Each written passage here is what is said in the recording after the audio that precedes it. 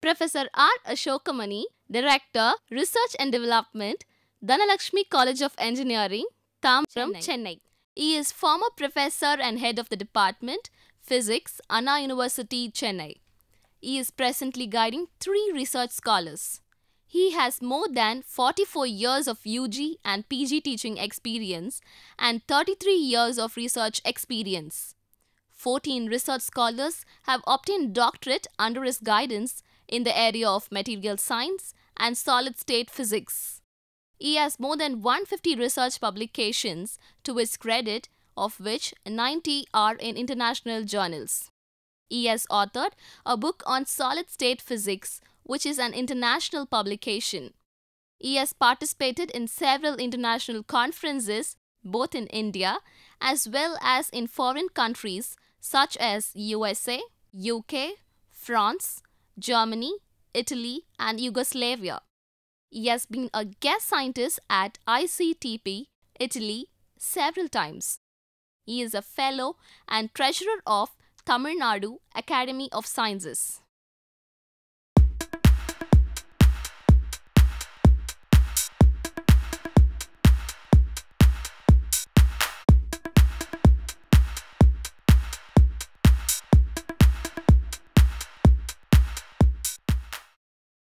Welcome to the UGC lecture series in applied electronics.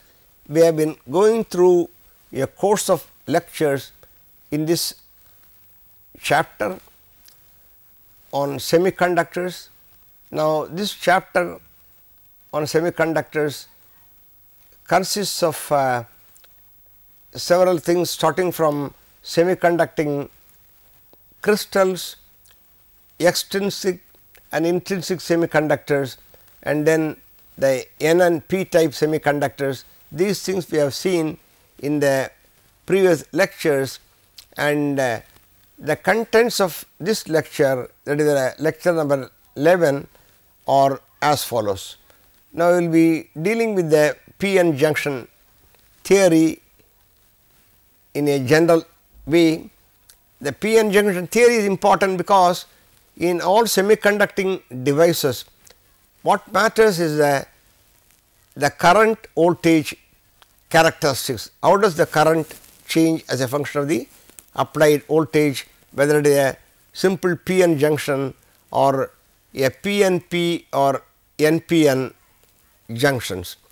So, the p-n junction theory will end up with a current versus voltage relation, that is a I versus V characteristics, and to arrive at this we have to go through the following things: how the carriers are getting diffused from N to P and vice versa, and what is called a depletion region across the p-n junction, what is the current under equilibrium condition, and the potential profile across the p-n junction.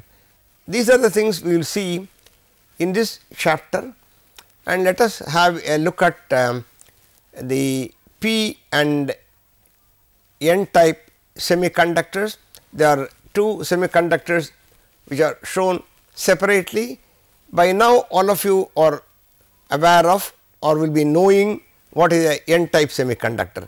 An N type semiconductor is one in which we dope the semiconductor with what? With pentavalent impurities. So, each and every pentavalent impurity atom will donate an electron, because you know by now again it is a covalently bonded solid. Now, for bonding we require only 4 electrons in the silicon crystal or germanium crystal, as against the required 4 electrons we are having a pentavalent or a 5-valence system. Thereby the 5th valence electron, which is loosely bound, it goes to the conduction sea. You have the electron here that is coming from the impurity atom.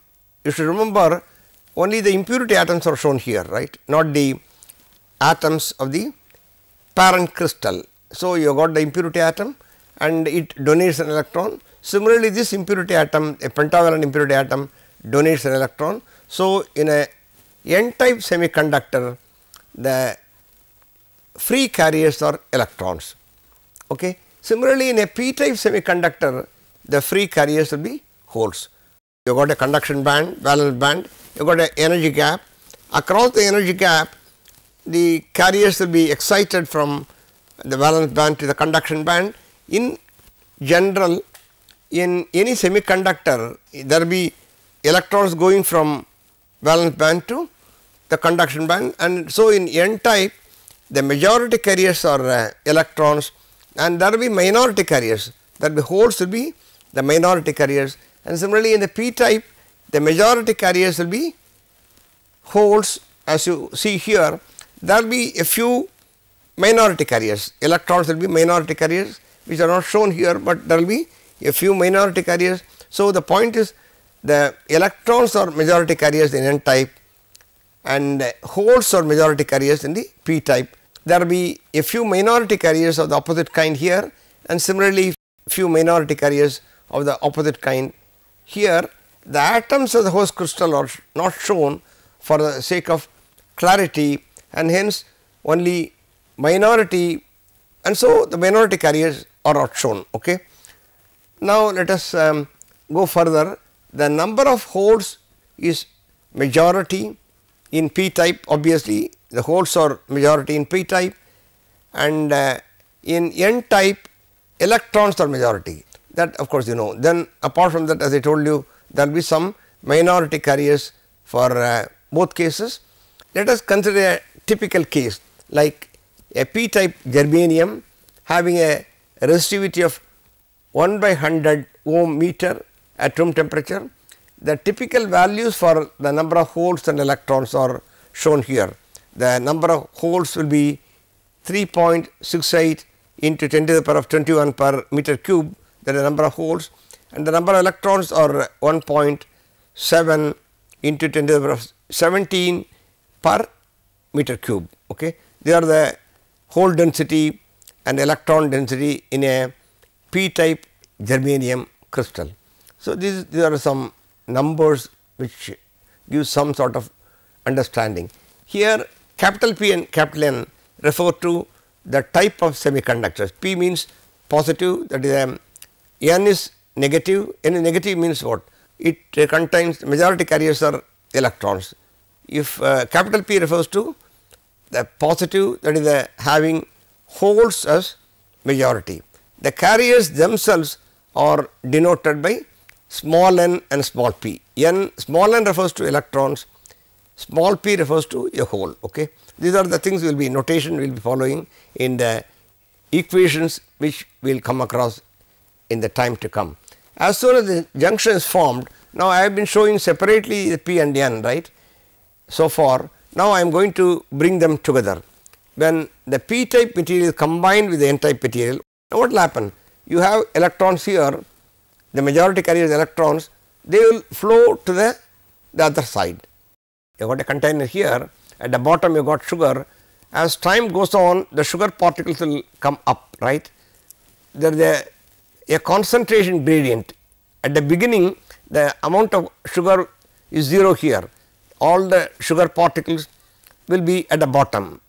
So, there is a concentration gradient. So, similarly, you take a hot rod, a heated rod, the hot end is the cold end, the heat will flow from high temperature to the low temperature, there is a temperature gradient. Similarly, here in the case of sugar in a container, there is a concentration gradient of the particles. Similarly, here there is a concentration gradient, you have got electrons here and holes here. So, the majority carriers electrons will flow to the p type and holes will flow to the n type. So, when you combine the p type and n type materials together, as I will be showing in a few moment, and the carriers will flow, the majority carriers will flow to the other side. Similarly, the majority carriers, the electrons will flow from one side to the other side, the holes will flow to the opposite side.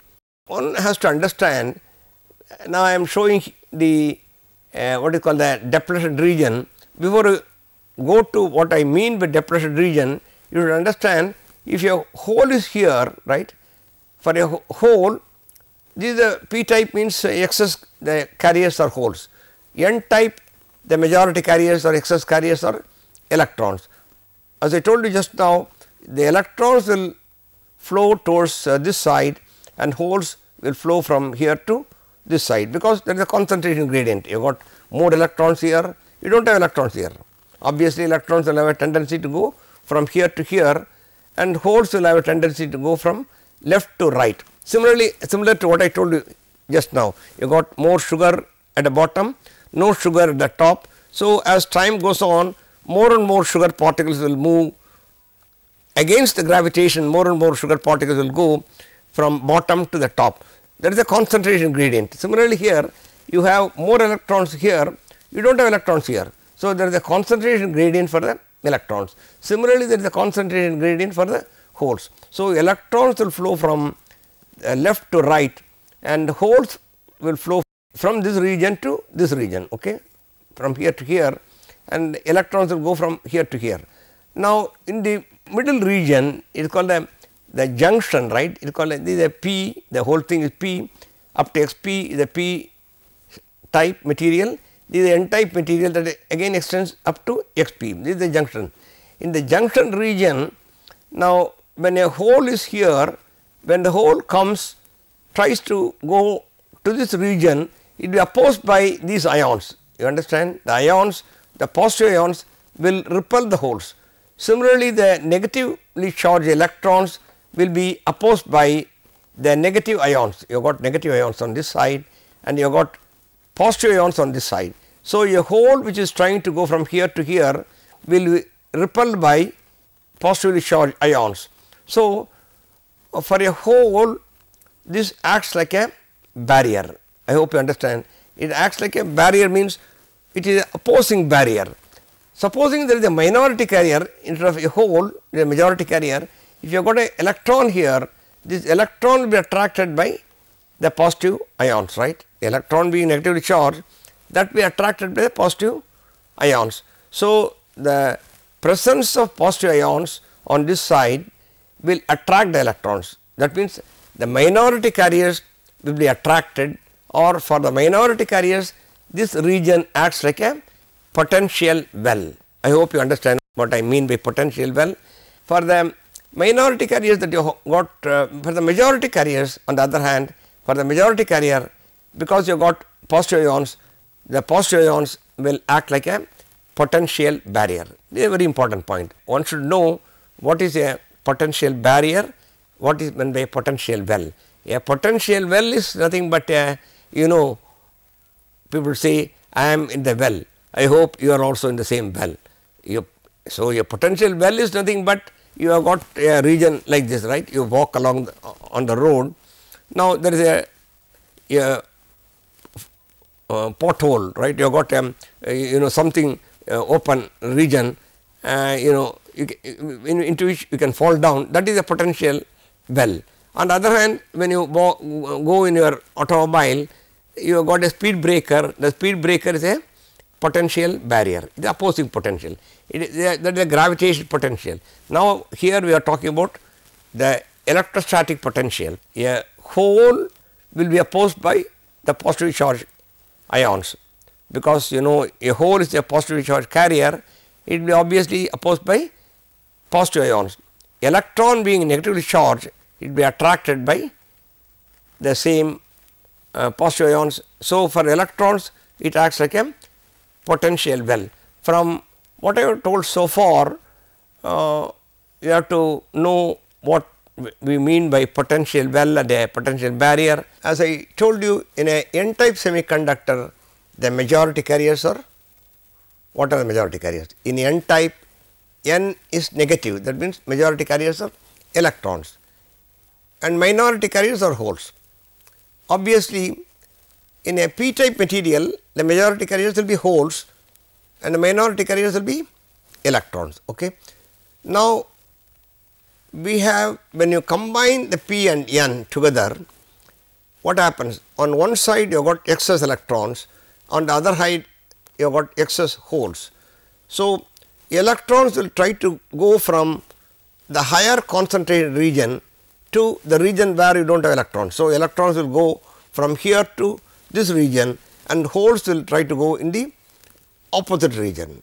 Okay. This is what I told you earlier. So, in this process what will happen is the electrons and holes will recombine, because electron is a positively charged particle and a hole is the absence of the electron. So, the electron will go and nullify or will occupy the position of the hole, thereby we talk of electron hole recombination. There are several recombination mechanisms people are talking about in the area of semiconductors. Let us not go through the different mechanisms. Now, what happens is the electrons will flow from the N type to the P type region and the holes will go from the P type to the N type region. Now, when this process takes place, the electrons will go and combine with the free holes, okay. Then they are nullified. Similarly, holes from this side will combine with the free electrons which are available here. So, when the majority carriers electrons and holes go on either side, the electron will combine with the hole or the electrons will combine with the number of holes. So, they will nullify each other, they will recombine, because the recombination, or let me ask the question, how long this can happen, the electrons going, and because they are majority carriers, they cannot be going, all the electrons cannot go to the other region. Similarly, all the holes cannot come to this region. The reason being, when you got an electron here, when the electron combines with a hole, a free hole here, then both of them are destroyed, they are nullified. What happens now? When you do not have a hole here, then you are left with only ions, you have got ions, right. A layer of negative ion, a layer of another layer of negative ion, and similarly here a layer of positive ion, a layer of another layer of positive ion. Therefore, you come to an equilibrium state wherein in the junction region there will be only ionic layers. It will be free from free electrons and free holes. This point is important. This region will be devoid of free holes and free electrons. The reason being, if an electron comes here, it will be repelled. Suppose the electron comes here, it will be repelled by these ions, right. At one stage, if the electron comes here, they will be repelled by the ionic layers. Similarly, the same thing happens to the hole also. If the hole, supposing it is able to come up to this region, the center of the junction, they are opposed by the positive ions already present there. So, they have to overcome a potential barrier. Therefore, when you combine a p type material with the n type material, you will end up with a situation where you find a collection of ionic layers on either side, positive ions on one side, negative ions on the other side. Okay, you have got a collection of ionic layers here, this side, and this side you have got a collection of positive ions, collection of negative ions. I have got a hole here, you do not have holes here, right. You do not have free holes. Similarly, you do not have free electrons. Okay. The reason I told you, if suppose you have a free electron, it will be repelled by the ions. So, the electron is, so even this electron will experience the long range repulsion. So, this electron will not be able to cross the junction region. So, this region which is free from holes and electrons is called the depletion region. It is called the depletion region because it is depleted or devoid of free carriers. It is called a depletion region. In the figure which I am showing, the extension of the depletion region, right, show only two layers, right, on either side. You have got two ions, I mean two layers, right. You have got one layer of positive ions, another layer of positive ions, two ionic positive ionic layers, and similarly two negative ionic layers. This is not really true. It depends upon the doping concentration. Let me not go into the detail at this stage. You will understand these things as time goes on. from the mathematical equations which I am going to lay down. From the mathematical equations you can understand how as to why the depletion region need not be symmetrically extending on either side. In the simple figure I have shown here, the depletion region is extending, the depth is symmetrical on either side. It need not be the case always, right. Okay. So, for the sake of clarity, once again I am telling you, I am showing in N type only the pentavalent ions, right, the pentavalent which are giving the electrons, right. The atoms of the host crystal are not shown in the diagram for the sake of clarity or for the sake of simplicity. For the purpose of understanding, what matters is in N type, on N type side you have got ions, the pentavalent atoms which are substituting the parent silicon or germanium atoms, and similarly here the trivalent atoms, right, which are substituting the silicon or germanium atoms, which lead to the holes and the electrons. But the important point is, in the depletion region is a region which will be devoid or free from free carriers. That is the reason it is called depletion region. It is a depleted of free carriers. Then another important point is, if a hole comes here, it has to overcome a barrier. The point should be clear. If a hole is able to come up to this, it is facing the ionic layers of what type? Positive ionic layers. So, the positive ionic layers, the presence of positive ions will repel the free hole. Similarly, when electron comes up to this, it will be repelled by the negative ions, right. So, then electron which is coming here will be facing a repulsive barrier or opposing potential, because the negative ions will repel the negatively charged electron. So, the electron which is negatively charged, it is encountering a collection of negative ions, therefore, it is facing a potential barrier. On the other hand, supposing the minority carrier, what is the minority carrier here? Hole is the minority carrier. Supposing a hole comes here, what will happen? The hole will be surrounded by the negative ions. So, a hole is coming, it will be definitely, it will be very easily attracted by the negative ion. For the minority carrier, these ions act like a potential well. Okay.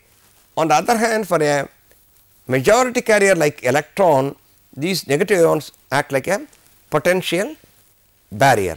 This should be kept in mind. This should be clearly understood. Similarly, for the majority carriers or holes here, if a hole is coming here, this hole will encounter a collection of positive ions. So, it will be the hole which is positively charged is facing the positive ions, a set of ionic layers, then obviously positive and positive will repel. So, the positively charged holes will be opposed by the positive ions. So, the presence of positive ions will lead to a potential barrier. On the other hand, if the minority carrier, namely electron, if an electron comes here, the positive ions will attract the electrons. So, the presence of positive ions will act like a potential well for the minority carrier. So, what is the potential well, what is the potential barrier, when will there be attraction, when there will be repulsion, all these you should have understood by now. The point is, a depletion region has been created that extends from x equal to 0 to up to xp plus xn. Xp is what? Xp is the extension of x up to the p region. Now, this is xp plus xn. After xp, you got the n type material, and so you got n here. This n refers to the type of material, p refers to again the type of material. The capital P, capital N, as I told you, they refer to the n type and p type. Small n and small p refer to the electrons and holes. Okay. And so, there is a p n junction showing them that depletion region. The nature of the ionic layers present in the junction region can be seen from the figure what I have shown, the nature of the ionic layers. even though the extension of the ionic layers is shown to be the same on either side, as I told you earlier, the extension is shown to be the same on either side. This need not be true. That is what I am showing here. It is not always the case, and it will be demonstrated at a later stage that these extensions really depend upon the doping concentration, right. The doping concentration is the one that will decide the extension of the p side region, or the extension of the depression region on the n side or the p side. Okay. So, we have to now evaluate the currents which are flowing across the p n junction. So, we have got the currents, the majority carrier currents, the minority carrier currents. Now, we will go to the summary part. The majority carriers in N type and P type semiconductors diffuse across the p n junction region. Electrons and holes obviously will recombine, leading to a depletion region. What is a depletion region? A depletion region is one which is depleted of free carriers. The depletion region need not extend to the same depth on either side. Let us now pass on to the question session. What is meant by the depletion region? How is it formed? The third question is, does it extend to the same depth on either side of the junction region? With this, we come to the end of the lecture number 11. We will see the rest of the things with regard to the p n junction theory in the lectures to come. Thank you.